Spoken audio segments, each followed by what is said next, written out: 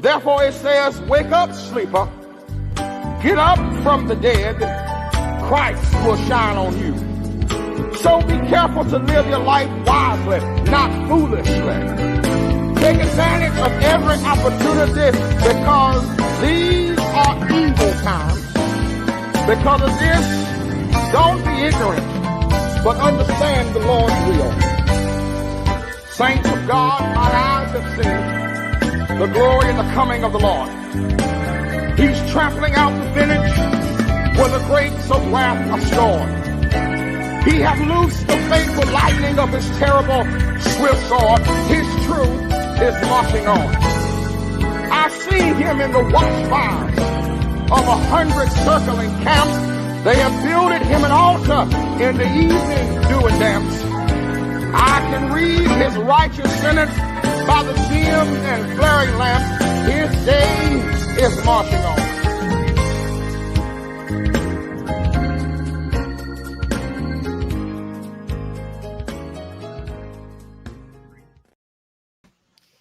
Hello, my name is A.J. Davis. I am the founder of Content Writing Service and Conversations with Faith Leaders. Today, I am extremely excited to be able to have today's conversation, which will feature my Episcopal father and mentor in ministry, the deceased, the Right Reverend Vinton Randolph Anderson. Today, I have the pleasure of having this conversation with his wife, Mrs. Vivienne Anderson, and also the distinguished professor at Payne Theological Seminary for Christian Ethics, Dr. Charles S. Brown.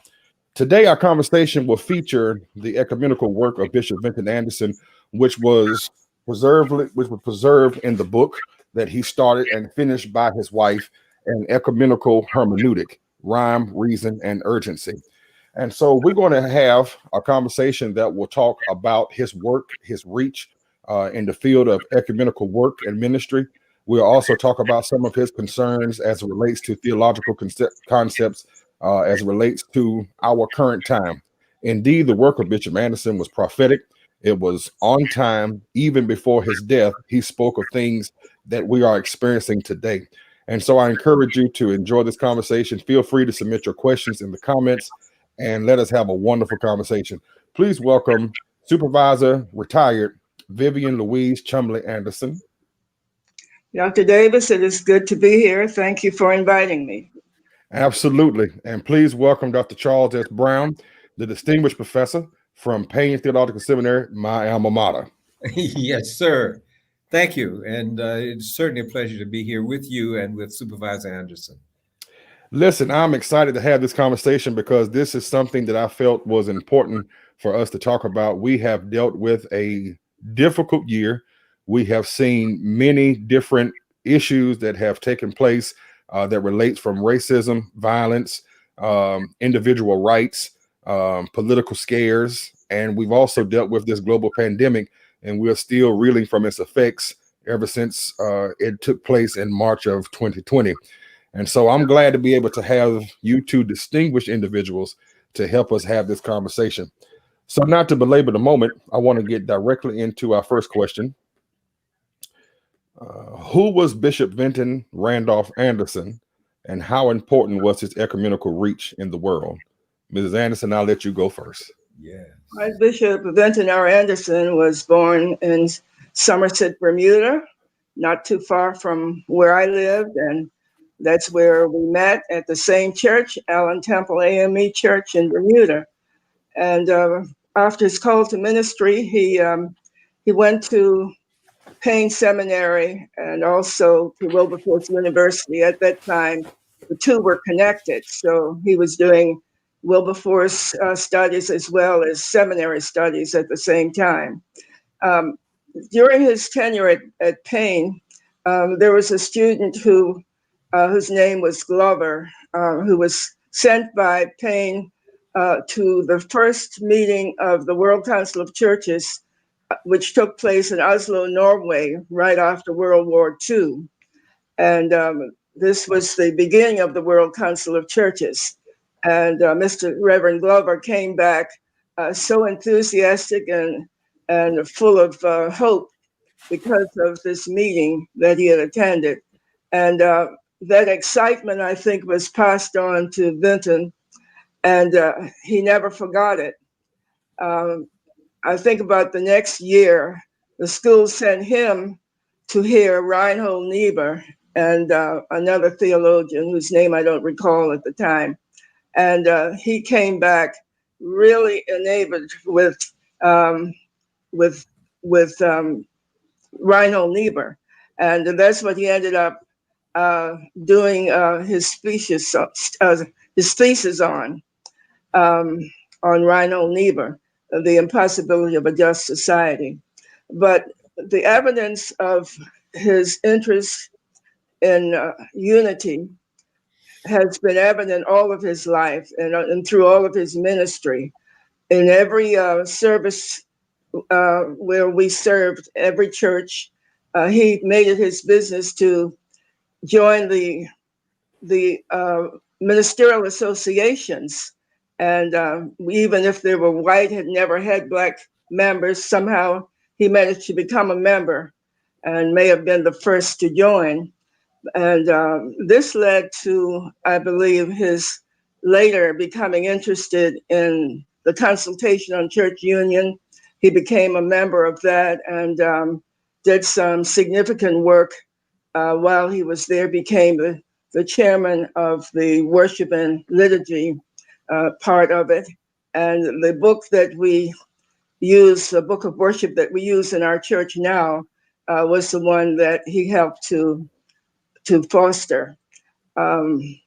His interest in the ecumenical world went on, and he was invited to join the team that was planning for the next meeting of the World Council, which was to be in Australia. And so he made a trip, and first by himself, and then I accompanied him twice to Australia, once to get together with the rest of the group on the plans for the meeting in Australia, and then to the meeting itself.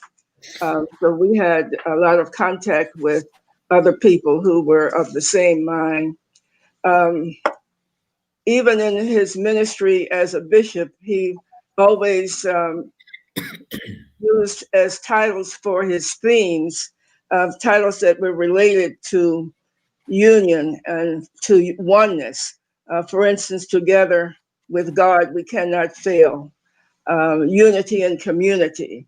There were two of those that I remember, but in every district where he served, the theme for that district had something to do with unity and community or oneness. And he went on to believe so much in unity that that produced the book that you see now. Eventually, he became one of the presidents of the World Council of Churches and had the privilege of traveling in many places around the world where he could see firsthand what people were dealing with in their communities and in their nations. And I think this even helped more to give action for the book that he produced. So, Doctor, yes, ma'am. And let me say thank you for sharing with us that history, because for those of you who have not read the book, and those of you who may not be familiar with Bishop Anderson, Bishop Anderson and Mrs. Anderson did a wealth of ministry within the African Methodist Episcopal Church, but within the world at large for over 60 years. And so we are grateful that you are still with us and that you still have this active role in sharing the legacy of his work and also sharing the legacy of his ecumenical reach throughout the world. Dr. Brown, you are a practitioner of ethics and theology. Can you tell us who Bishop Vinton Anderson is? Yes, I appreciate your having Mrs. Anderson begin, because she certainly knows more about who Bishop Anderson was, who he is, and about his reach. I want to just underscore some things that she has said in a slightly different way.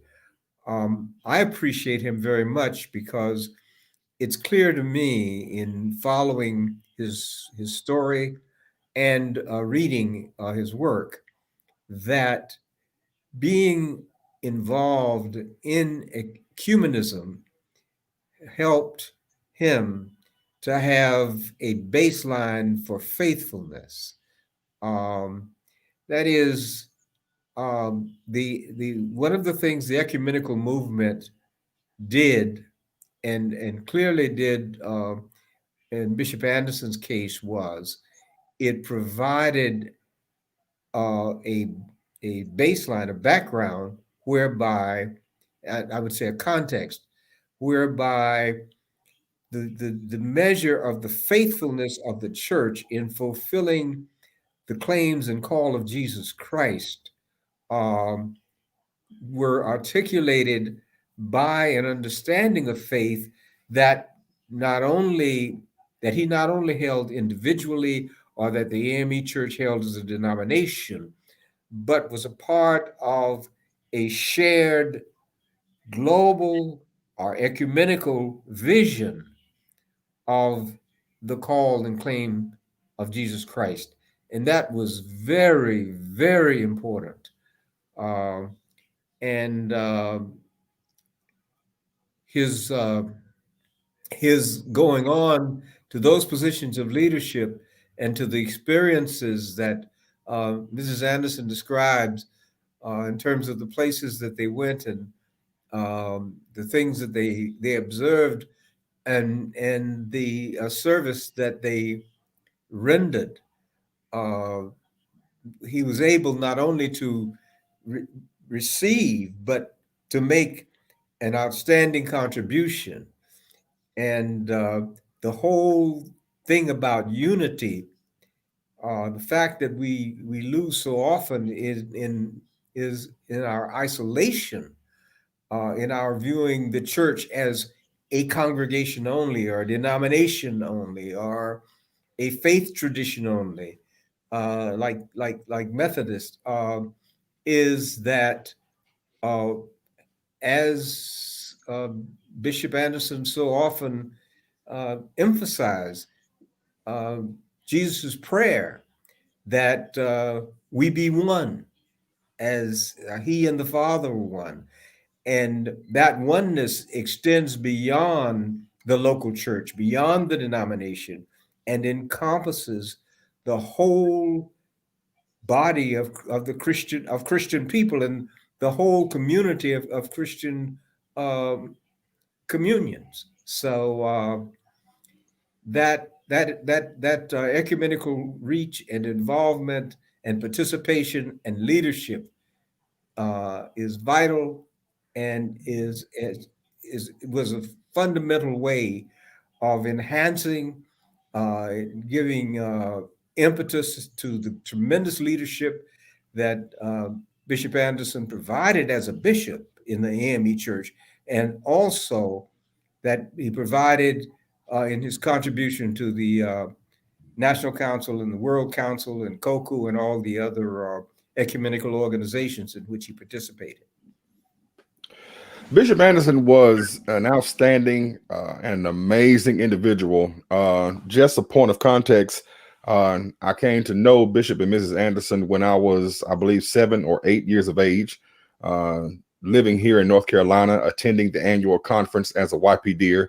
And my first annual conference night, I was invited to do the prayer for YPD night. And when I finished doing the prayer, Bishop Anderson high-fived me. And as I sat in the pulpit of St. Luke AME Church in Fayetteville, North Carolina, I listened to that raspy Bermudian voice, and I was in love. I never seen anything like Bishop and Mrs. Anderson ever in my life.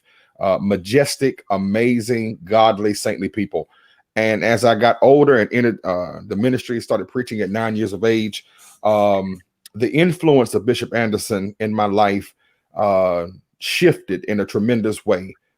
He spoke prophetically that I would attend Payne Theological Seminary when I was 9 years of age, and he made that possible for me.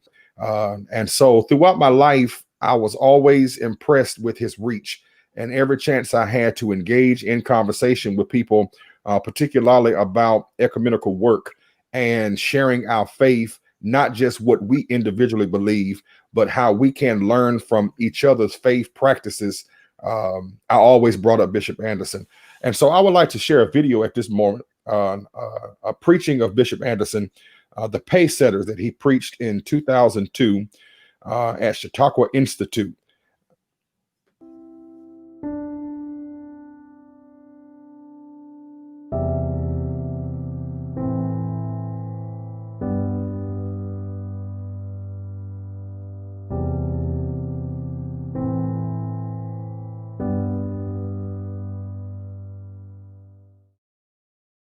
This is the day the Lord has made. We will rejoice and be glad in it, and God has blessed the earth with renewal, with little rain over the night. And how good it is to be here in this place one more time. I'm especially enjoying the moments of sharing with pastors who come from different walks of life. And as I meet them, I discover there is something always in common for all of us. I hope you will not be really disappointed this morning that the subject is not peace setters, because I was beginning to feel a little guilty about the subject, pace setters, since being at Chautauqua and the pace is so leisurely. I did not want you to think I was trying to rush you in moving. But let me invite you to the text for the morning, Romans 5:17. They which receive abundance of grace shall reign in life. I learned as a boy from the uncle who raised me that a pace setter or a pacer is a horse which sets a persistent gait as he runs. That is, he has the spirit which sets the pace for other horses. Grace produces change in us, change for the better. It marks us as new people. Grace makes the payment on our defaulted spiritual mortgage. The pace setters are those who claim that grace given by God, because we admit that we are not worthy, we're not ever worthy of all the blessings we receive. A British Methodist preacher tells the story of an exam given for a scholarship. It was competition. And when all of the students had been seated at their desks and they found only a pen and paper, and they were told to start, but just at starting time, one youngster held up his hand and said, "Sir, what do we do when we use all of our paper? How do we get more?" He said, "When you've used the paper you have, just hold up your hand and I'll bring you more paper." I think that's the grace for grace. It's using what God has given you, using the grace which you have, and as you use grace, more grace comes into your life. For we do not need more grace unless we use what we have. If the faith community is to produce pace setters, real committed persons in the forefront of the struggle for righteousness and peace and justice, we must know that God's grace is sufficient. And our fervent prayer must be for each other, praying for each other every day as we pray for the whole people of God and for the entire body of Jesus Christ, that we may receive God's richest grace. The hymnologist has uttered it in the hymn we often sing. God of grace and God of glory, on thy people pour thy power. Crown thine ancient church's story. Bring her bud to glorious flower. Grant us wisdom, grant us courage for the facing of this hour. The pace setters. Are you one? Amen.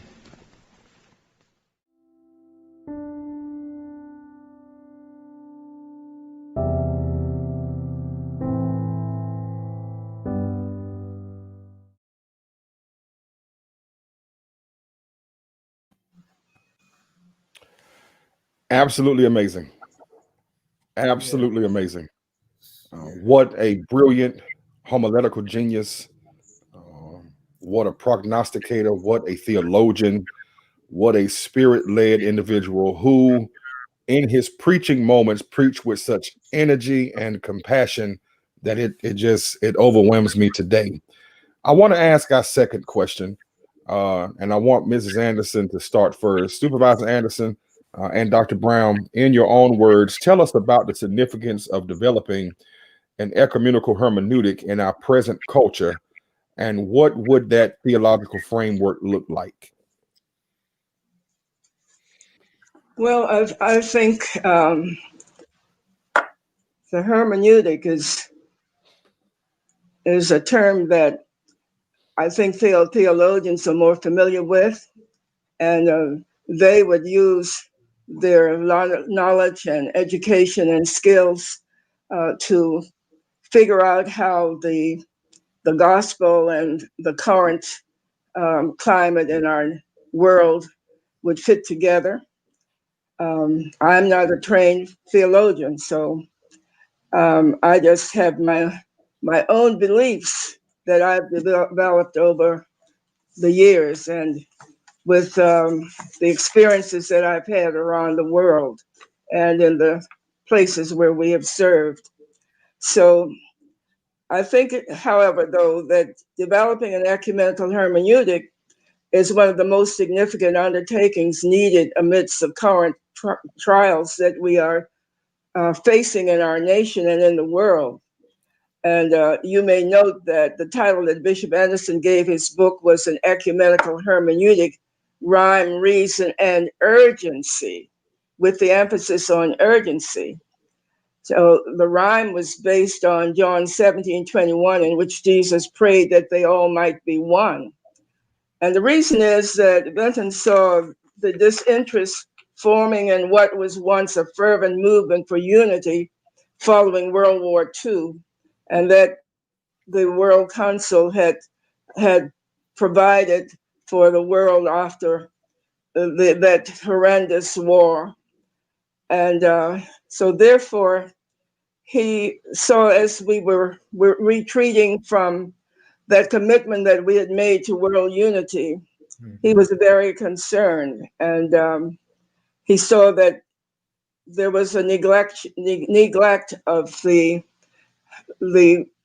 paradigm that ought to be set for world peace, and by the diminished number of churches that were retreating from the previous ideal. And so, in his words, there was a need to combat divisiveness within and among the churches and their constituents, and to promote Christian unity and reconciliation as moral imperatives for the body of Christ.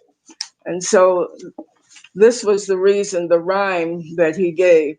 The urgency in his title was based on the continued tensions between world religions, Christian, Islamic, and Judaism, as well as the individual and personal divisions among Christian denominations.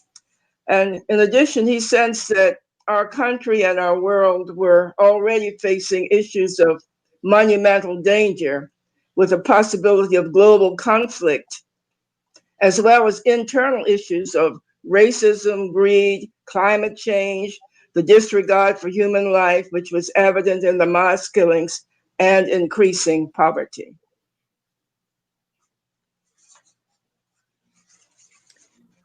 I would just want to underscore the rhyme, reason, and urgency, and say that what has happened between the time that Bishop Anderson wrote those words and now is that we have gone further along the line and down the road of breaking apart, of moving away from a commitment to ecumenism, to oneness, and therefore we have gone further down the road toward the divisiveness that leads to conflict,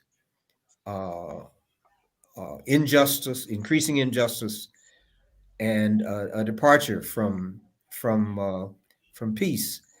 And the body of Christ, the church as a whole, has a vital mission in proclaiming the gospel and in the gospel to be a force for unity, for peace, and for justice in the world. And we can't perform that role if we continue to divide and to focus solely on our particular interests as particular bodies within the body of Christ. So there's a great need, and that's one reason why in teaching the course on leadership that Bishop and Mrs. Anderson began so long ago, I have held on to using Bishop Anderson's book and pointing to his leadership and pointing specifically to ecumenism as vital if we're going to be engaged in transformational leadership in the world in which we live now. Dr. Brown, there seems to be some kind of fear as it relates to that word oneness. And I'm not for certain as to why persons within the Christian church are afraid of that word oneness, but perhaps you and Mrs. Anderson can help us to understand why does there seem to be some kind of fear as it relates to all of us finding common place and common ground and solidarity in our Christian faith? You want me to go first? Yes, ma'am. Yes, ma'am. Well, I think for one thing, our world has been built on another set of principles. We have been, for the last 150 years, living on the concept of survival of the fittest, which originated with Charles Darwin, as you know. And the concept of survival of the fittest is what has produced the kind of society we have today, where the world has now come to the place where 95% of the people in the world are living in either middle class, in the middle class section, or they are in dire poverty. And about 5% of the world's wealth is, let me put that differently, 95% of the world's wealth is owned by 5% of the world's people. Yes. And Yes. we have found the disunity that comes from so many people who live in poverty. And because we are living on a concept that is now outmoded for this world, because if we are going to survive, we are going to have a new theology for a new reality. And we are already in that new reality. And I don't think I have to sell you on that. We are more divisive than ever before. And especially in this country, when we just recently saw the division that we have, almost 50-50, not quite there, but it is something to be concerned about. Dr. Brown? Yes. Let me pick up a piece from Martin Luther King Jr. In his final book, Where Do We Go From Here? Chaos or Community.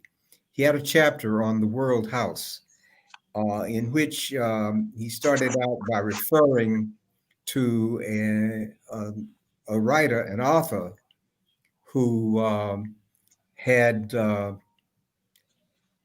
intended to write a book about a widely separated family that inherited a house that they had to live in together.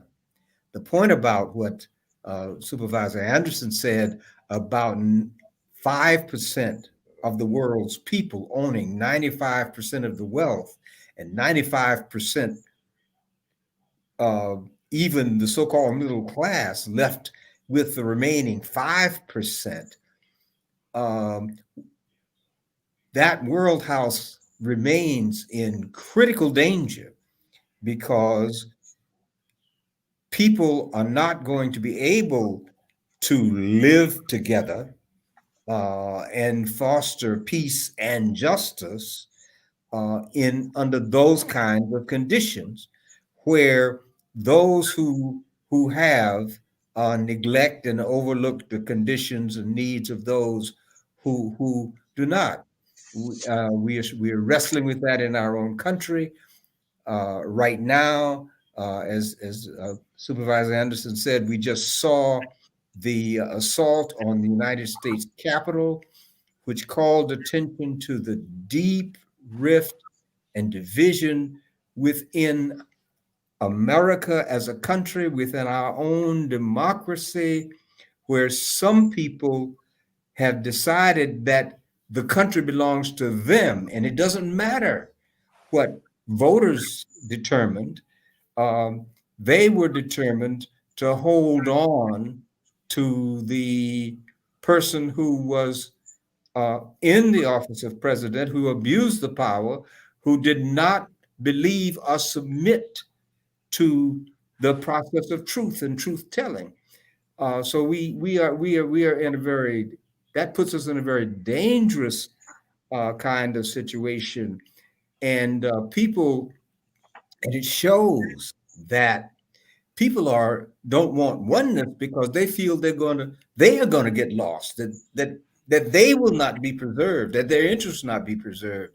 And the reality is, because we do have to live together in this world house, we have to discover that I cannot fulfill my own personal interests without taking account of the interests and the needs and the welfare of those with whom I must live.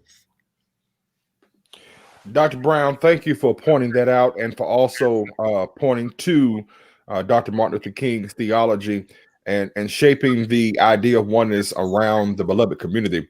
For those of you who do not know, Dr. Charles Brown had personal interactions with Dr. Martin Luther King Jr.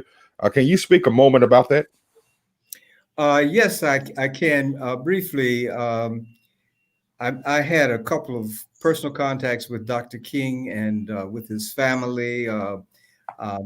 Being a Morehouse graduate myself, I wound up in Atlanta at an alumni meeting as a young minister, and Dr. Daddy King took me under his wing, and so I got to meet Dr. King personally as a result of that.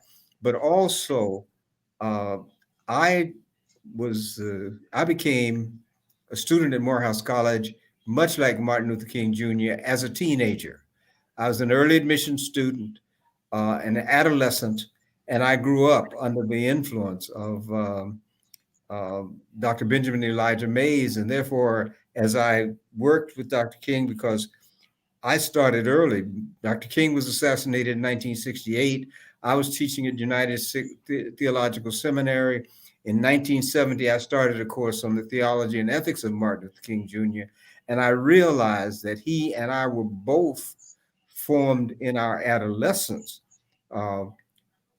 Certainly, he had a broader contact given his own family and Ebenezer Church, but I was particularly conscious of having been formed through adolescence by the impact of Benjamin Mays and his project at school. And so I was involved. I grew up as during my theological education, both as an MDiv student and in graduate school, right at the height of the civil rights movement. I wrote my dissertation on the controversy over de facto segregation in Boston public schools. So I had a very strong identification with the civil rights movement and an investment in the leadership of Dr. Martin Luther King Jr. And I taught that course. As a matter of fact, I still teach a course. It's in the Payne catalog on the theology and ethics of Martin Luther King Jr. And I'm proud to say that I was a student in that class and that I had the blessing of experiencing the personal tapes that Dr. Brown has, the collection of tapes that Dr. Brown has of Dr. Martin Luther King Jr. Supervisor, our fourth question, pages 123 through 131, the impossibility of a just society, reflection on the thought of Reinhold Niebuhr. Does the impossibility exist today, or does it simply mark the way of salvation? The possibility of a just society, I think, is, as he described it, impossible in today's world, but nothing is impossible with God. I think what he would suggest here is that we need a new reality. And I think he says that in the chapter, Builders of a New Reality, in the book. And we are not going to be able to have a just society or anything near it as long as we are so divided. That's why the concept of oneness is so prevalent in this book. And it was in his life and in his ministry. We have to have a goal of oneness, of bringing people together, of creating that new reality if we are going to create a new world. And as we look at today's world, we are so far from that we have to say at this point that it is impossible. Dr. Brown, can you speak more about that? Do you think that the impossibility exists, or does it just simply mark the way of salvation? Well, let me pick up on that in this way. The struggle continues. I believe firmly, that we have been engaged, and we are currently engaged in a struggle to push the society in which we live, to push the world in which we live further toward being more just. Injustice undermines the quality of life, the quality of, and the fundamental piece of any society. However, people being people, we are so involved and so invested in our personal interests, and that's one of the things that the bishop emphasizes in that piece.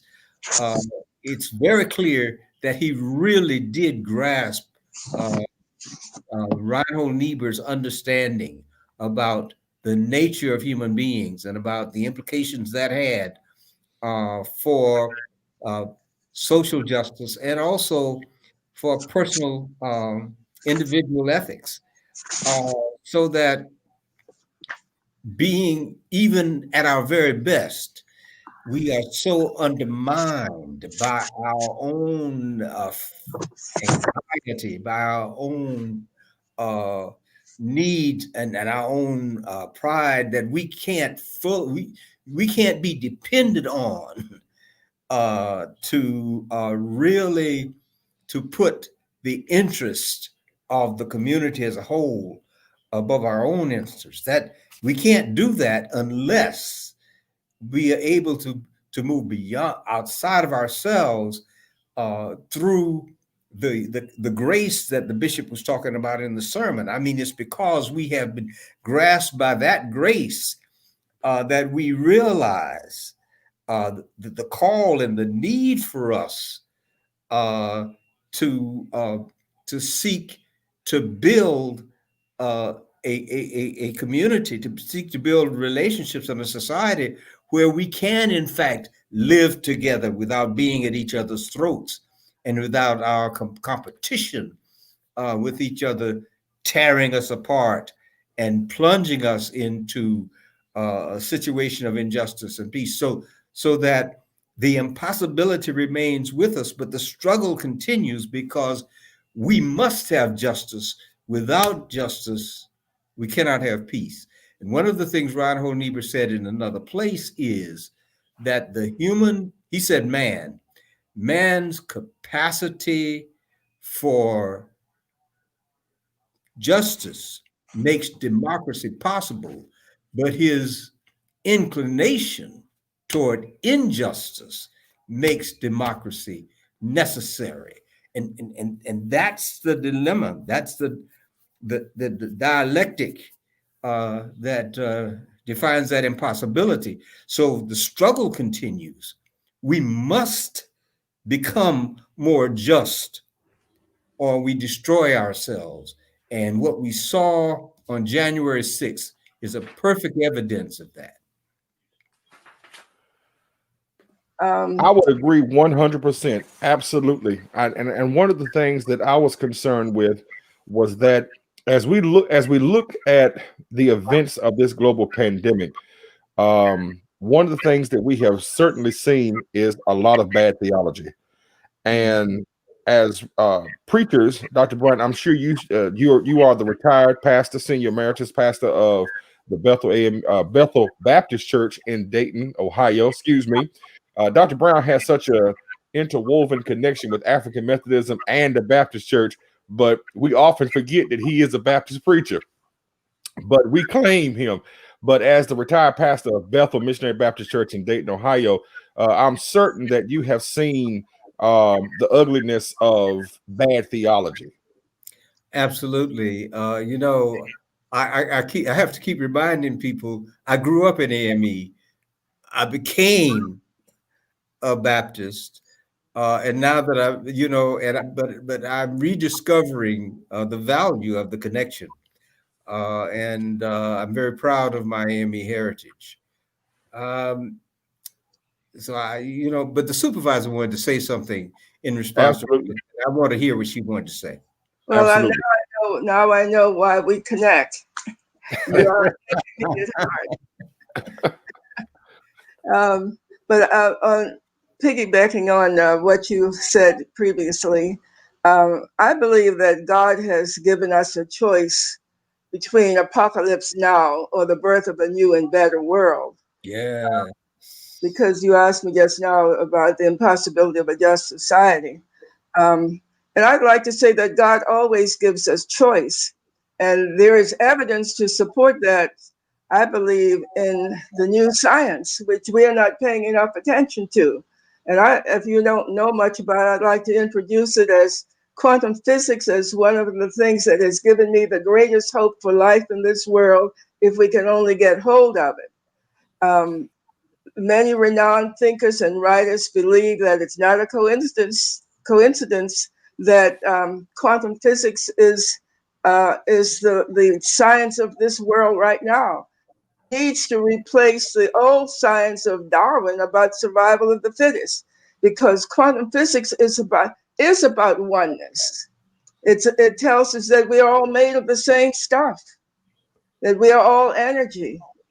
And it has many other things that we can absorb as part of our lives that make us more humane and more Christian, if we can use the word with science, because science and religion are said not to mix. But I believe that this is one science, quantum physics, that is here for this time in the world, And I believe it bears examination by those who are doing the hermeneutics for our churches and for the religion that we are practicing now. Absolutely. And I think one of the things that we often forget is that there's always a continual for learning and understanding. Me and my father were speaking just yesterday that persons who exclaim that they know everything block themselves from learning and embracing something new.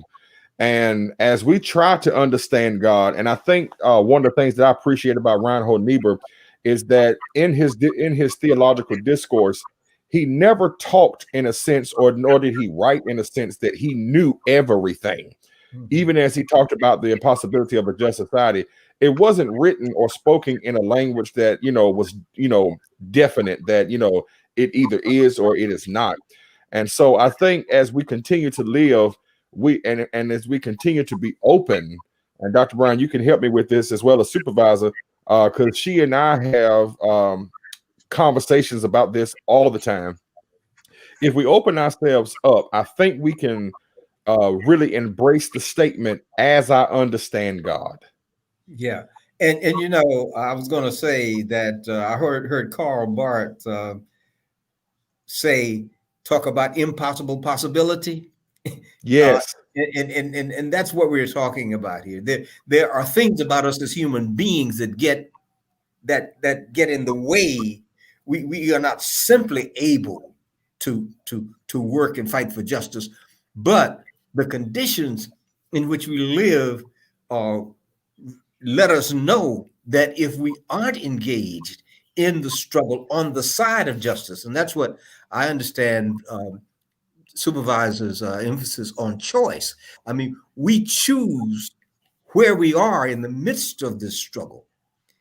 And so we struggle for justice. We struggle for truth, because what we have seen in what has happened in our nation is that the reason that the people who were engaged in attacking the Capitol, they were being moved because of their belief in lies. That's right. In lies. And we are engaged in that struggle for truth. I heard in your introduction some excerpts from God of Grace and God of Glory. Save us from weak resignation to the evils we deplore. Let the search for thy salvation be our glory evermore. Grant us wisdom, grant us courage, serving thee, whom we adore. For the face of this hour. Say it again, Supervisor. Part of that hymn says, for the facing of this hour. Yeah, grant us wisdom. Yeah, that's right. And you know what? I just want to take a quick moment, a little bit of grandstanding. I have with us two persons that I know will appreciate this statement, Dr. Brown and Supervisor, that hymns are the musical and lyrical theology of the church. Amen. And we need to get back to that. We really need to get back to it.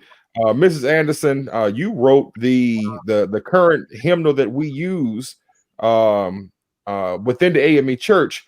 It was rewritten and reorganized. Can you tell us a little bit about that hymnal?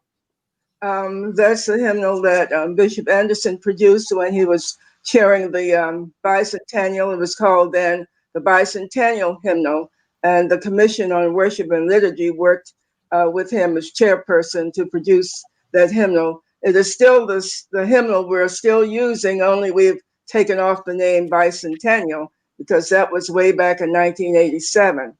But it's the same hymnal. And I think what you're referring to is I wrote the preface to that hymnal. I worked with that commission. And but it's not being used as much as it used to. I think there's still some churches who have it in their pews, but in most AME churches, I don't think they're using it as much. Yes, and I would love to see us get back to that, because I think in our personal moments of devotion with God, And I'm thinking about a tidbit of a private conversation I'm going to share in just a second that Dr. Brown gave to me. But I think in our moments of devotion with God, if we can get back to using that hymnal, we can open ourselves up to a deeper theology and to a deeper relationship with God, because some of the things that we struggle with, the hymns speak to us. And in that same note, I was dealing with some personal issues when I was in my senior year at Payne Theological Seminary. Dr. Brown was aware of some of my struggles and pulled me to the side in the hallway and shared with me a personal story and his personal use of the Psalms, and how he's told me that if you just, in your devotional time, open up one of the Psalms and let the Psalms speak to you. It helped me in a very dark moment in my life, and I'm certain it'll help you. And that was a very long time ago.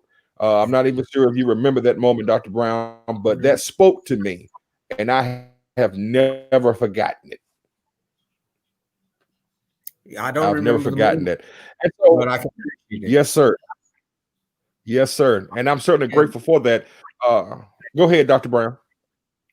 Well, I was just going to say, I was trying to think of that of the verse. What I was going to say is that hymn, that hymnal, is so important, and I join with Supervisor in hoping that people make more use of it, because it is enriched by the fact that the bishop was able to bring to bear his exposure to the whole body of Christ, to the whole tradition, and to bring a richness into the AME tradition and experience beyond the more limited experiences of those who operated only within the parameters of the denomination.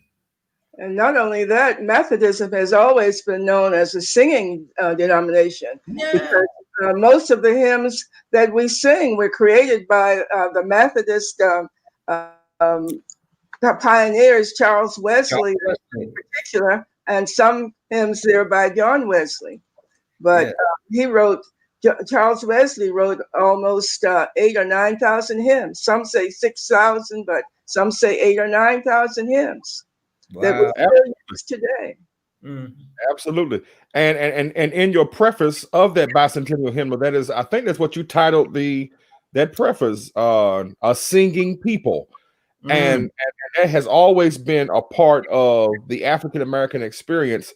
I did a show not too long ago talking about African American preaching, and I'm going to do a different one on February 14th, which is also Bishop Richard Allen's birthday. I'm going to do a show with the senior bishop of the AME Church, our former historiographer, Dr. Dennis Dickerson, Pastor William Lamar IV, and Dr. E.J. Parker, talking about Black preaching, rhetoric, and social activism. But you cannot even begin to define Black preaching and rhetoric and social activism without talking about the influence of singing, because those moments when we struggled, it was the lyrical angst of an oppressed people that got us through. And so in light of what we're talking about, the impossibility of a just society, I want to make a caveat point here that at the end of Bishop Anderson's thesis, he says, what I have written in this paper has not been intended to emphasize man's futility, but rather is meant to mark the way of his salvation. Yes. Before I go to our next question, I just want both of you to just talk about that point, please. You want to start, Dr. Brown? Okay, I will. Yeah, and I want to go back to what you were saying, Supervisor, about choice. It comes down to our choosing. Bishop Anderson used to say that we're not called to be, we're called to be faithful, not successful.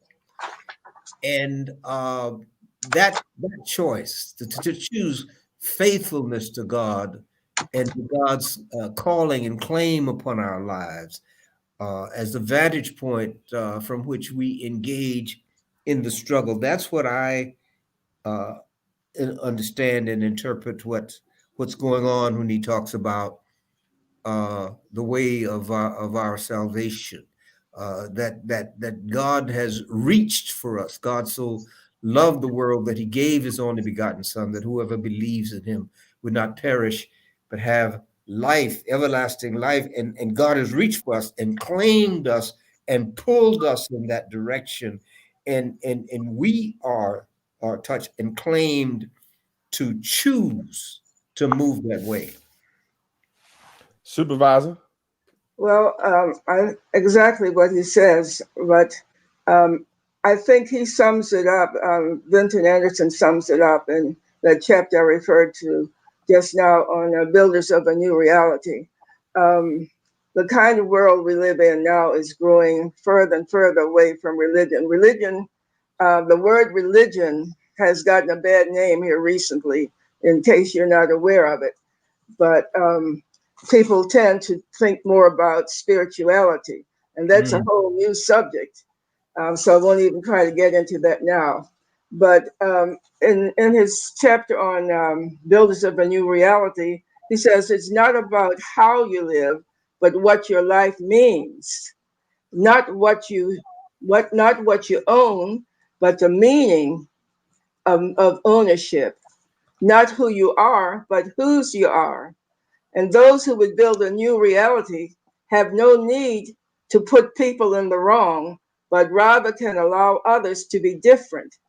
We can belong to different political parties and different churches, and we can express different honest opinions, but we must avoid backbiting and infighting and pursuing special interests and the private agendas and petty personality conflicts. We can agree to disagree. So, living in a pluralistic society with innumerable points of view, we must learn to negotiate. We must learn to give and take. Labor and management, black and white, rich and poor, male and female, science and religion, all must beat their swords into plowshares and their spears into pruning hooks. Yes. Wow. Yes. Wow. Yeah. You know, I want to say this without making myself sound ignorant. As I coursed through this book, I sat in awe because I think me knowing Bishop Anderson personally, in a way, blocked out me knowing how profound and amazing he was in his written discourse.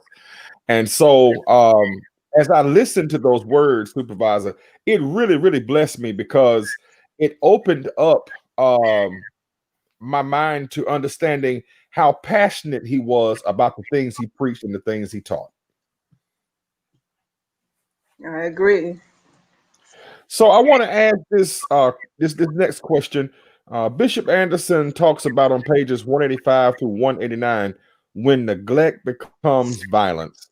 And this is a sermon that he preached for the installation. Let me pull it up here. This was for the installation of the sermon delivered at Washington National Cathedral on the occasion of the installation of Bishop Craig Anderson as president of the National Council of Churches. And so I want to ask, how prophetic is that sermon today, given the extremes of violence over the past 4 years? Dr. Brown? Very much so. Let me again pull in Dr. King in how he touches the bishop's point here. When Dr. King preached gave his last address, I've been to the mountaintop. He used the parable of the Good Samaritan to talk about the difference between the Samaritan who responded to the need of the man who had been beaten and robbed, and the priest and Levite who passed by. And he said that the problem with the priest and the Levite they asked the wrong question. They ask, if I help this man, what's going to happen to me?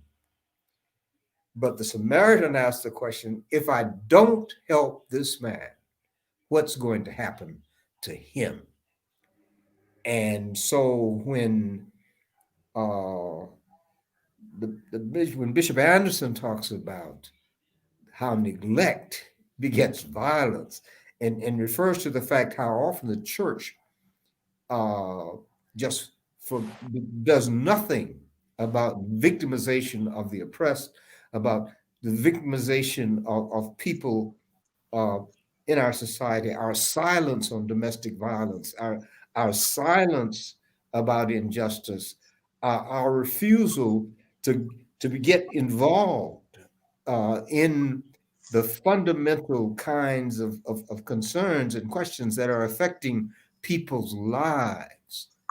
That neglect begets violence that is not always physical violence, but is fundamentally destructive to people, and it's a failure of our responsibility and witness.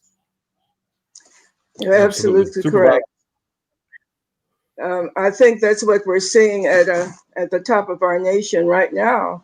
When we had all of that violence a couple of weeks ago, and when we look at the division of the people in this United States, those who were for Trump and those who voted against Trump, you see that the division in this country is something to be worried about.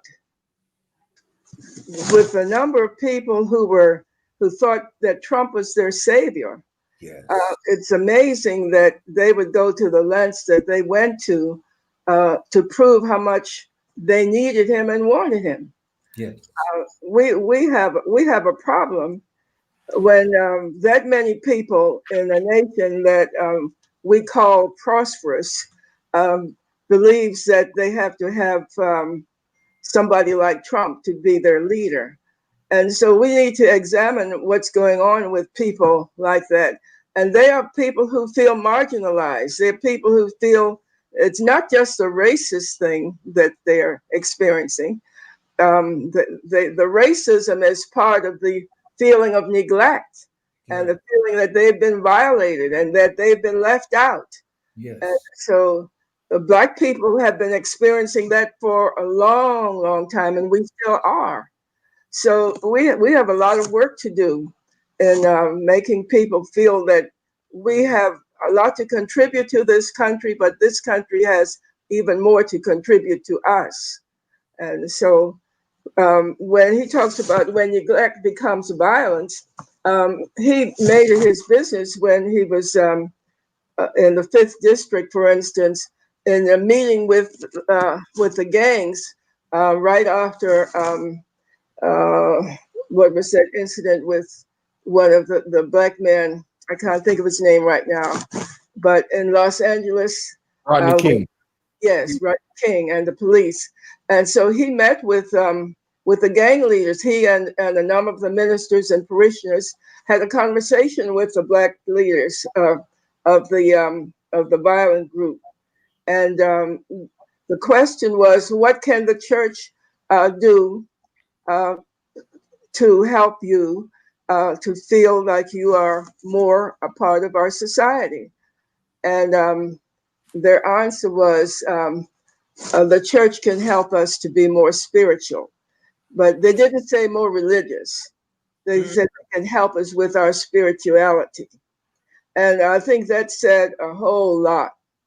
That was not the only group we met with, but we did meet with another group in Portland, Oregon, also another group of people who felt marginalized, of gang leaders. And they're not against the church.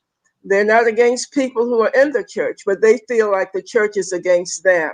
Mm-hmm. So we have a lot of work to do to make them feel like they're not marginalized. Mm-hmm.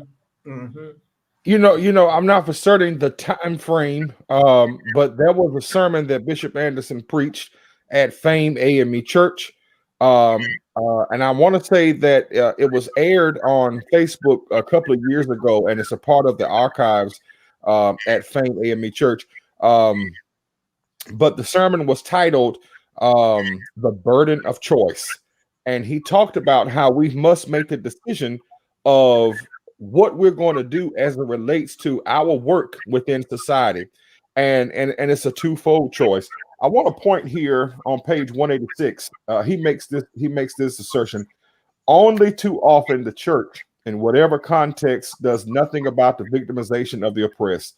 In some cases, we rationalize our inaction, declaring that it is against the rules to get involved. It could be our polity, our ecclesiology, our hierarchy structure, or our desire to protect our institutions that make it not our business. Dr. Burke, can you speak to that? Well, I had the same passage marked because it is just the unique. If you want to talk about hermeneutic, the unique eye that Bishop Anderson had to get at the root of the consideration of an issue, and to be able to speak to a biblical truth and a fundamental spiritual issue that had to do with with everyday life. And in that section is where he talks about the fact that we are called to act. He makes the statement, and I started on it in a previous conversation with Supervisor Anderson about the fact that he says that we have two choices. We should our mission and ministry is about doing good. It has been said that in life we can do one of three things. We can do good, we can do harm, or do nothing. And doing nothing is doing harm. And seeking to do good, to the best of our ability to do good, is what we are claimed for and called to engage in as Christian believers and as followers of Jesus Christ.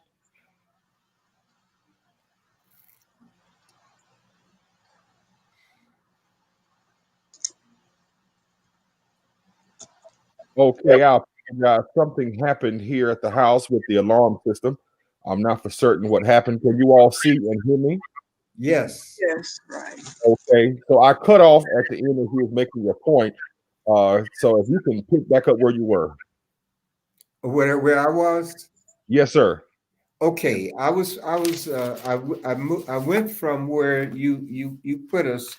You placed us back to page.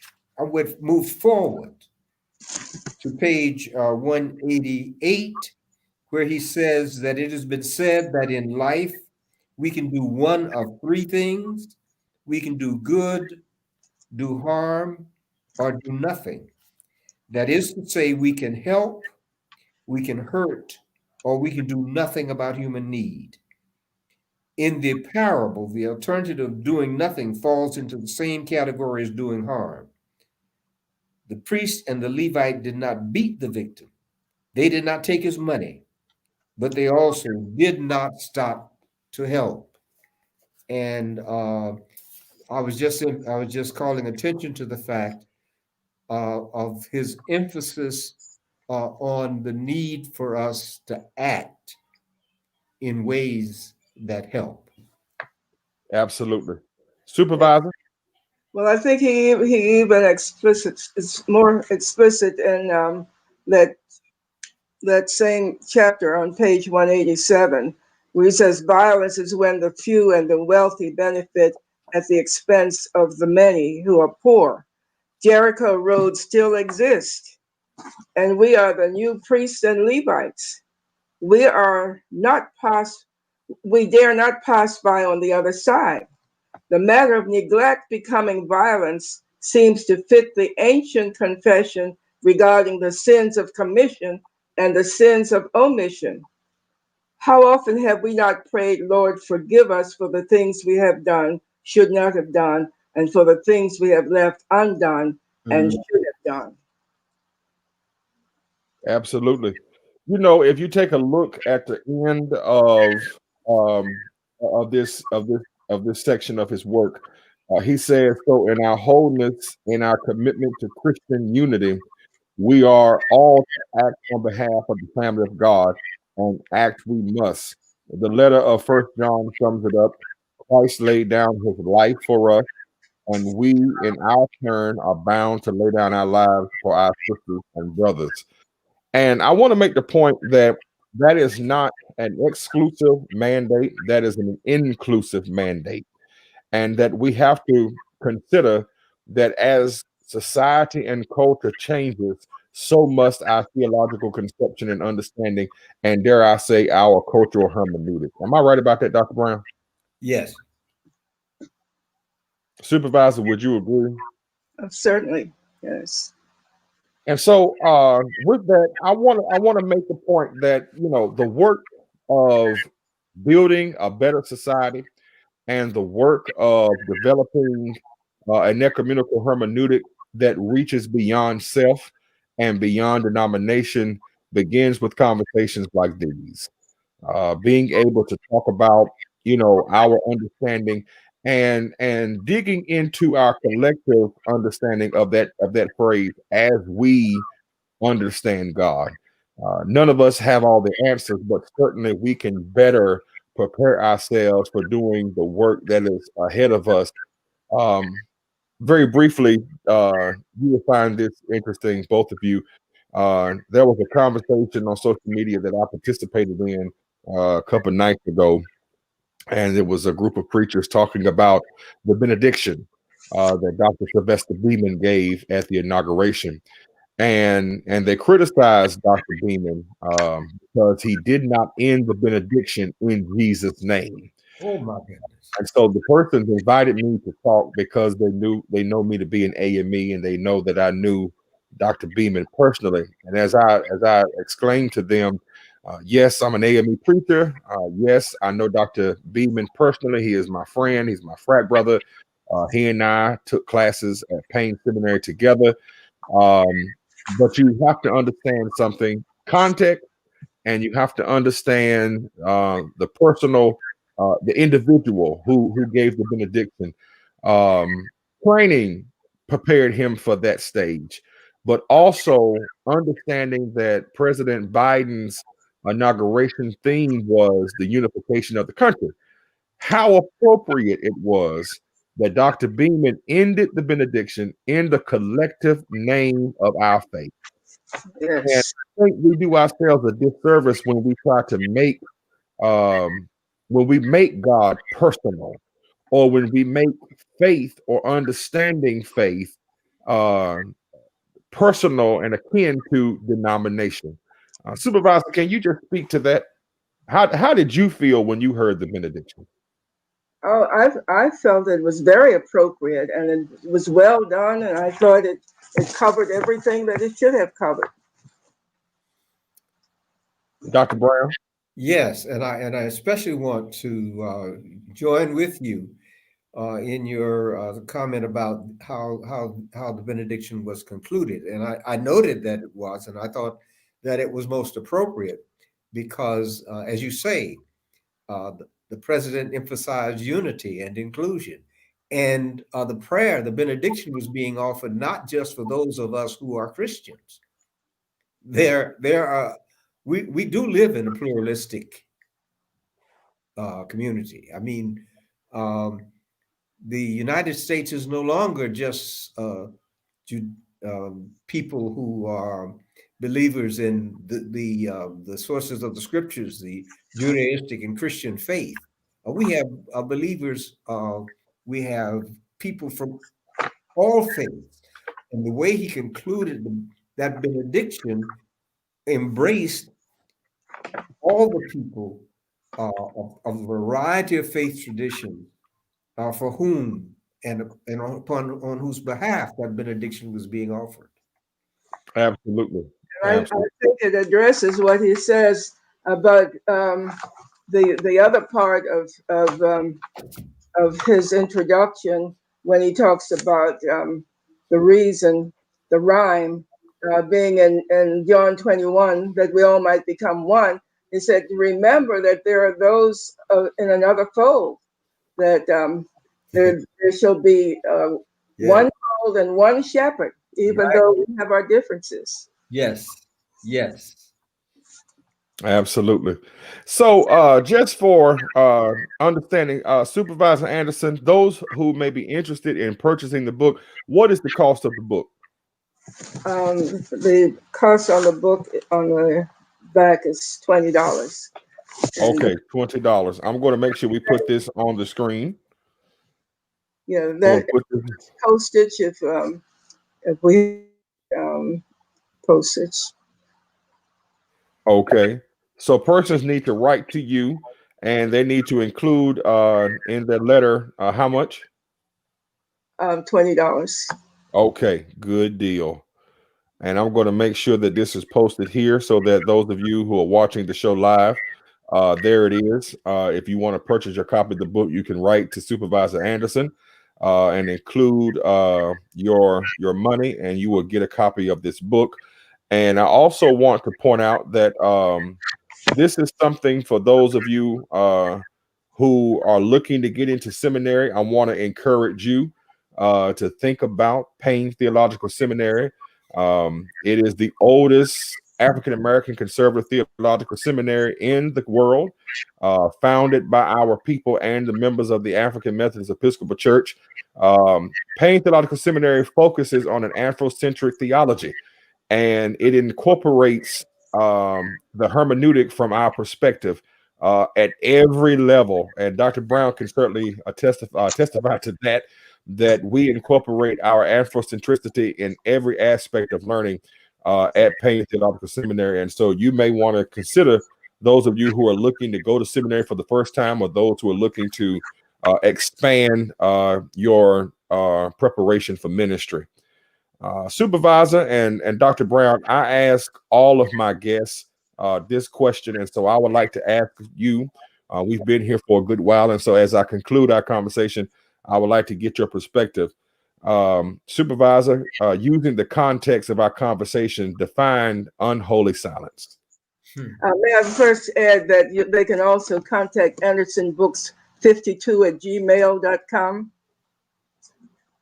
Okay. Anderson Books 52 at gmail.com. Okay, what was your question again? Define for us unholy silence. Unholy silence.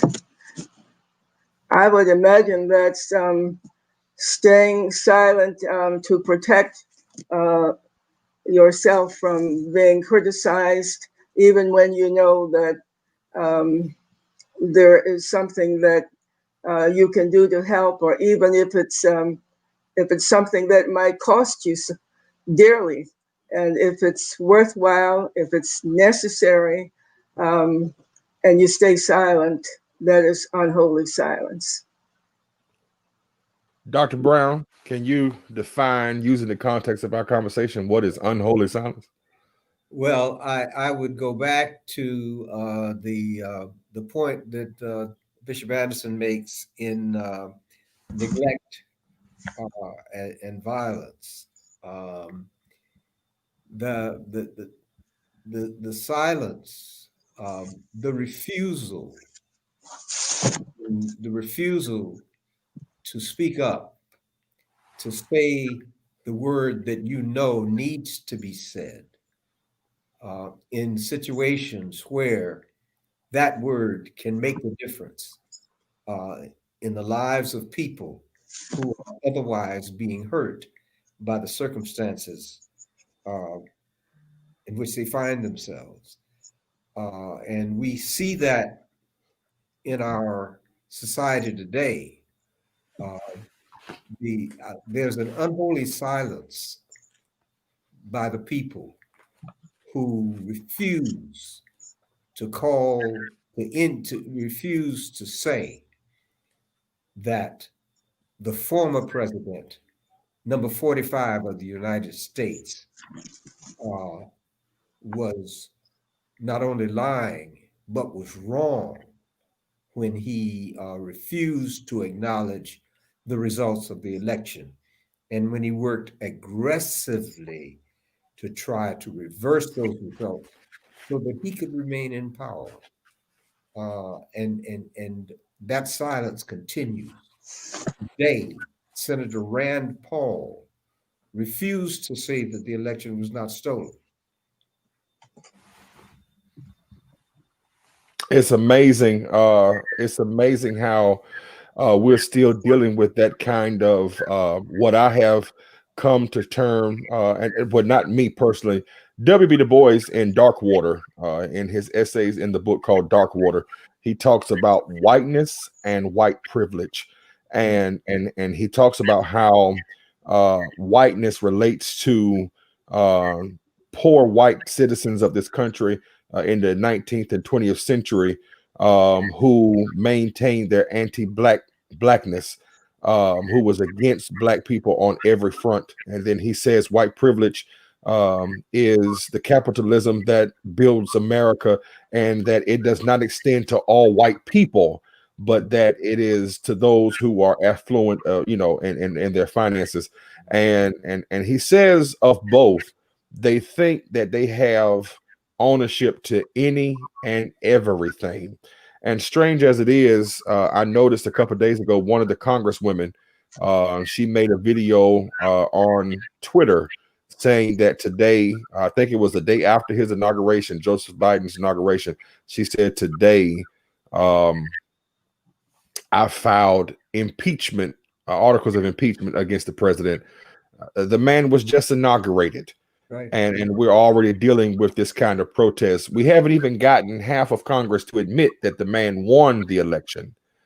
Now he's inaugurated, and we're dealing with persons who are saying that, he's unfit for office. Well, she's one of the people who voted against him, who voted against confirming the electoral results. A strange time indeed that we live in. I just want to take this moment to say thank you to Supervisor Anderson and to Dr. Brown for being with me today. I really, really appreciate both of you in helping me to have this conversation. And I certainly pray God's blessings upon both of you. Either one of you want to have any final remarks?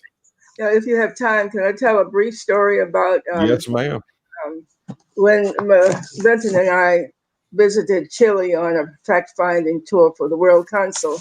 One of the things that we were assigned to do was to visit a small church up in the mountains of Chile. And it was very poor. Some of the houses looked like they were put together by cardboard. And as we went there to the little Methodist church, not related to the United States Methodists, it was a little shack that they had built, but it was very well appointed. And they served us some from their meager food, and we gladly shared with them. But towards the end, after they had asked us to sing some songs, they started singing first, and they singing, "Yes, God is Real." And we were so surprised that they knew that song. But then they asked us to sing, and we sang a couple of hymns.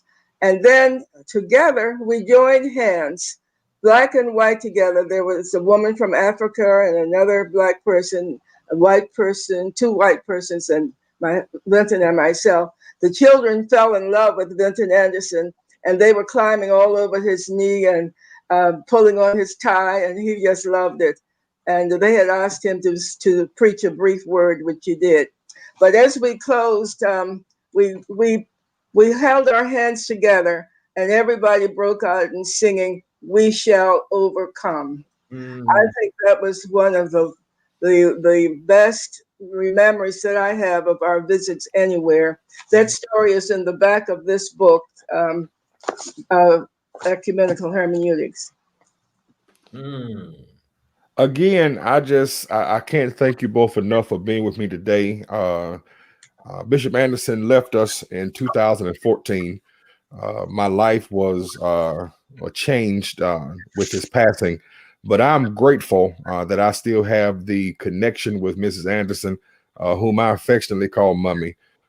She and I talk very often, and we share in not 10 or 15-minute phone conversations. We have good conversations on a myriad of topics. And I've been encouraging Supervisor Dr. Brown to do some writing in the AME Review and the Christian Recorder. And so I'm looking forward to seeing her picture and articles in our denominational periodicals, because even though she says that she is not a trained theologian, she is indeed a theologian.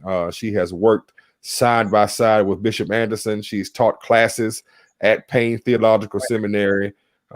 She has an earned master's degree in her own right, and she's a prolific writer and speaker. So perhaps you can help me push Supervisor Anderson to do some writing and sharing with the world, because we certainly need her words. Yes, we do. And I certainly think that she's the one who needs to write what she has said about quantum physics for one of those publications. That's absolutely. I didn't know you all heard that. That's a very important understanding and insight, Supervisor. And nobody else is going to do it if you don't. That's right. That's exactly right. That's Okay. exactly right. And so we look forward to seeing that coming soon, because we in this age, the pandemic has shown us the vulnerability of life. It has shown us the shortness of life. And I want to take a moment to honor the Reverend Dr. Oria Jones-Wells. She was my adopted mother. I met her when I was 14 years old in the Board of Examiners in the North Carolina Annual Conference, and she immediately took to me. Funny story. Those of you who know of Dr. Jones-Wells, she was very frank. And I had preached, Dr. Brown, the devotional message in the Board of Examiners, first time ever going. And they put this 14-year-old kid up in front of all of these preachers to train other preachers. They put me up and they let me preach, and I did the best I could. And it was at her church, Mount Calvary, AME Church in Nevada at that time. And when the sermon was over, she came up to me, pinstripe pantsuit, suspender. She was a Marine, and she was very tough. And she said, "Young man, you did an outstanding job for someone your age." And I said, "Well, Reverend, thank you." And she said, "No, it is Reverend Doctor." And she said, I earned it. I worked for it. I didn't pay for it. I did the work. It's Reverend Doctor. And even though that would have turned someone else off, I was like, "Yes, ma'am." And all of my life, she, like Bishop Anderson, was concerned about my development. She was concerned about my upbringing and my education, and she made personal investments in my life to ensure that I got to the level of earning my doctorate degree. And so I want to mention her name today. She will be buried on tomorrow. I have many mothers in my life, but Dr. Jones-Wells presented papers to my biological mom when I was just a teenager to legally adopt me, because she wanted to make sure that I had the finances and resources to go to school. And so to her memory, I say thank you. This has been a wonderful conversation, and I'm certainly grateful to have had this conversation with my former seminary professor and my mummy, Supervisor Anderson. Again, you can purchase the book by writing to Supervisor Anderson. There is her address, 22 West Sherwood Drive, Overland, Missouri, 63114. And the cost of the book is $20. Or Anderson Books 52. Or Anderson Books 52 at gmail.com. And so I want to conclude our conversation today by inviting you to watch this broadcast on Sundays at 3 p.m. Eastern Standard Time. And as always, I would like to share a final thought for today. And I would like to share it from Bishop Anderson's work. He talks about on pages 116 The justice, the fruit of love. And I would like to share this final thought with you for today. Human society can never be wholly just, for as the creators of society, human beings stand as creatures in time, desiring the good but lacking the strength to achieve it. Yes. This love is agape, claiming the highest intellectual, moral, and spiritual ascent of the whole person. And the fruit of this love is justice. Thus, justice is far more than decent acts or the absence of evil. It is rather the persistent striving of human beings under divine influence for a better relationship with others, both near and far. Again, this has been Conversations with Faith Leaders. My name is Brandon A.J. Davis, founder of Content Writing Service and Conversation with Faith Leaders. And I invite you to watch us again on Sundays at 3 p.m. Eastern Standard Time.